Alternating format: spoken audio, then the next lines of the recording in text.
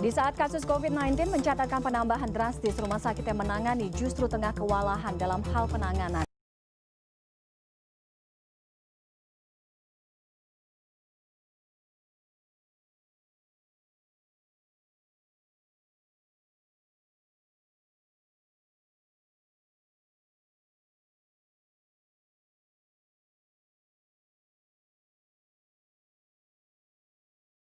Mengambil kesimpulan, sekalipun masih ada penyebaran COVID di wilayah DKI Jakarta, namun penyebaran atau situasi di Jakarta cukup terkendali.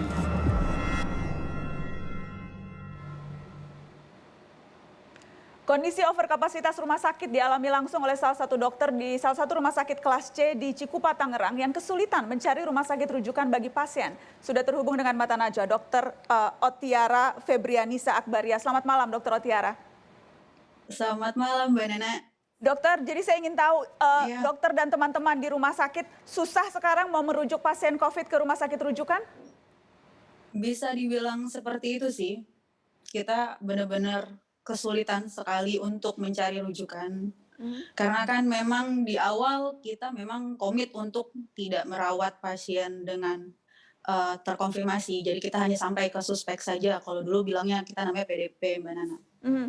Tapi sekarang sudah tidak Mm-mm. bisa semuanya karena jumlahnya yang meningkat, jadi akhirnya terpaksa harus menangani juga, begitu dok? Iya, mau nggak mau sambil menunggu ada rumah sakit yang mau kita rujuk, ya kita kelola pasiennya, Saya gitu. dapat informasi di rumah sakit Dokter Atiara bahkan Mm-mm. sampai ada tenda. Iya, jadi ini sih sebenarnya sudah dari lama ya Mbak Nana ya, dari awal kita pandemi. Memang itu kebijakan dari rumah sakit kami memang mendirikan tenda tenda untuk suspek kami gitu dulu kan PDP. Awalnya memang tenda tersebut tuh diperuntukkan untuk pasien-pasien yang kalau datang dengan gejala-gejala demam seperti itu awal-awal gitu. Jadi memang kami kan awalnya untuk memisahkan pasien umum dengan pasien yang bergejala seperti ke arah suspek gitu.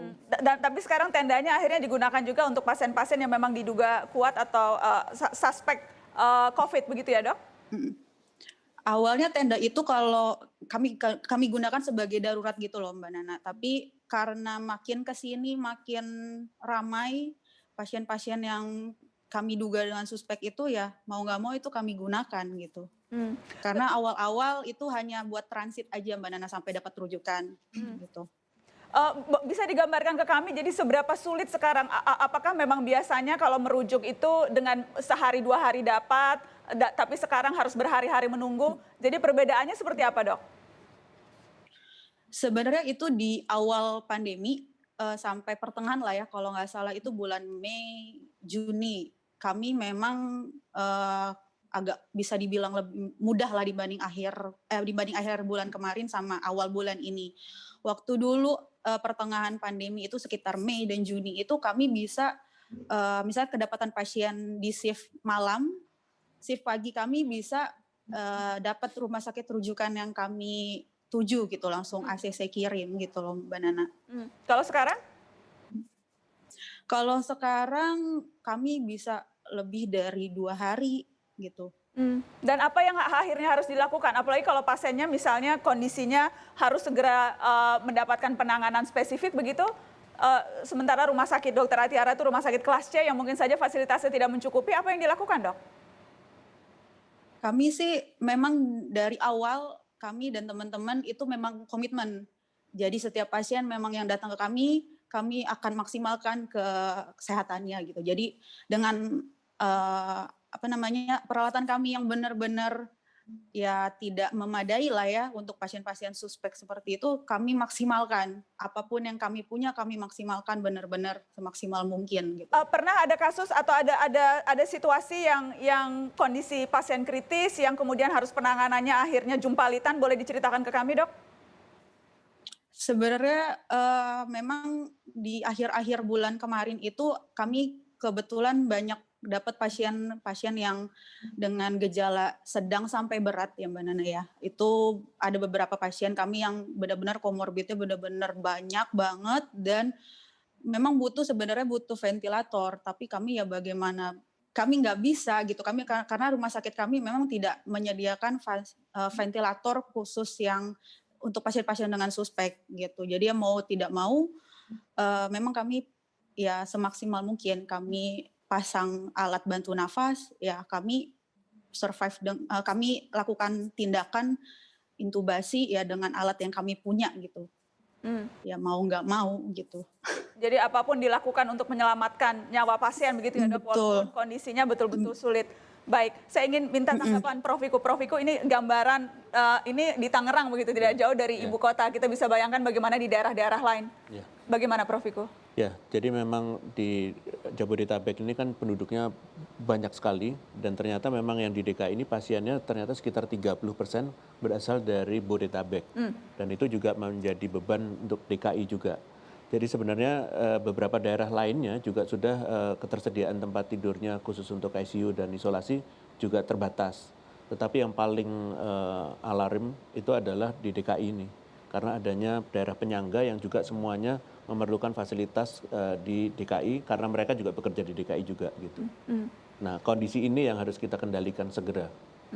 Apa yang bisa dilakukan oleh rumah sakit swasta seperti yang tempat prakteknya Dokter Atiara yang kita berbincang malam ini, yang kemudian susah untuk merujuk sementara fasilitas di rumah sakitnya terbatas, apa yang bisa dilakukan, Prof? Ya, jadi sebenarnya dengan pasien-pasien yang dengan sedang dan ringan itu sebenarnya bisa dipindahkan ke rumah sakit Wisma Atlet sehingga lebih kosong, sehingga nanti rujukan dari tempat lain bisa masuk untuk yang berat, untuk masuk ke situ. Karena ini memang perlu redistribusi dari rumah sakit yang ada. Dan itu adalah manajemen di rumah sakitnya. Tapi kita harus rem di bagian depannya, yaitu masyarakatnya harus betul-betul berperilaku protokol kesehatan yang bagus supaya nggak sampai ke sana. Rumah sakit nggak akan mampu untuk menangani sekian banyak orang kalau sakit di daerah Jabodetabek. Dan itu pun sudah kita lihat sekarang, rumah sakit banyak yang tidak mampu. Apakah memang seperti di rumah sakit yang Anda kelola, Dr. Ahmad, apakah memang akhirnya sekarang terpaksa rujukan pasien dari rumah sakit kecil lainnya itu memang tidak bisa tertampung? Tiap malam kami terima 30-50 rujukan. Dan yang kami bisa terima mungkin cuma 3 atau sampai 5 maksimal. Hanya 3? Iya, karena memang tidak ada tempat untuk itu. Kita mungkin punya ICU bisa kita kembangkan sampai 30 ventilator karena kita punya alatnya. Tapi kita nggak punya tenaganya. Itu masalah kita. Jadi maksudnya menyiapkan tenaga yang bisa dipegang ventilator, menyiapkan tenaga yang di ICU, khusus ICU segala macam itu kan nggak murah dan nggak gampang, nggak waktunya sebentar. Jadi kalau kita mau ekspansi besar-besaran ya nggak bisa dalam waktu 1-2 bulan. Itu mustahil. Dan Dokter Atiara, Anda mendengar berarti ya apapun kondisinya akan sulit sekarang untuk Anda dan teman-teman di rumah sakit yang saat ini praktek, Dok. Karena tadi contohnya di rumah sakit UI saja setiap malam mendapatkan minta rujukan 30 yang bisa masuk cuma 3, Dok. Apa yang sudah diantisipasi oleh Anda dan teman-teman di rumah sakit ini? Kalau dari rumah sakit kami sih ya mau nggak mau ya Mbak Nana ya. Karena memang kan pasien datang ke kami kan ya kami kelola, kami masukin. Tapi ya keterbatasan di ruangan kami aja karena ya jujur ruangan kami itu awalnya kan awal-awal banget tidak punya isolasi. Maksud di sini tidak punya isolasi itu hanya isolasi yang kalau dulu tuh untuk pasien-pasien dengan ulcus decubitus atau dengan TB gitu. Tapi sekarang kami sih dari manajemen kami sih membuka bangsal khusus yang darurat gitu. Tapi kita namakan itu bangsal isolasi. Tapi ya isolasi tersebut pun penuh gitu. Mau nggak mau ya udah kita buka lagi di bawah untuk isolasi IGD itu juga penuh dan tenda yang tadi Mbak Nana bilang itu juga ya penuh juga gitu, bahkan sampai ya mengalir ke IGD gitu. Saya tidak Itu bisa aja, membayangkan betapa berat perjuangan Dokter Otiara dan teman-teman. Terima kasih sudah berbagi dengan Mata Najwa. Selamat berjuang, Dok. Iya, terima kasih Mbak Nana. Kami akan kembali, siap-siap rem darurat akan kami bahas setelah pariwara. Tetap di sini.